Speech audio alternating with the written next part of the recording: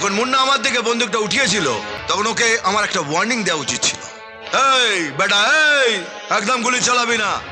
তা না হলে কন্ট্রোল রুমে একটা ফোন করা উচিত ছিল যে স্যার আমার জীবন বিপন্ন, জলদি জলদি আপনি force Pathaan.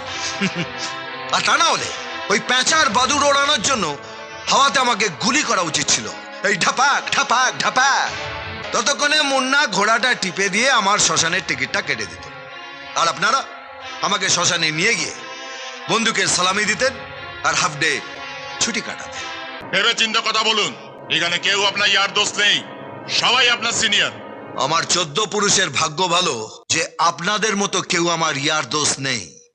This is insulting sir. এরপরে যদি ইন্সপেক্টর রুদ্র সেনকে পুলিশ ডিপার্টমেন্টে রাখা হয় তাহলে ডিপার্টমেন্টকে আরো বড় ক্ষতির জন্য তৈরি থাকতে হবে। ওকে সাসপেন্ড করে ওর এগেন্সটে মার্ডার চার্জ আনলে তাহলে সবকিছু বজায় থাকবে স্যার। আপনারা আমার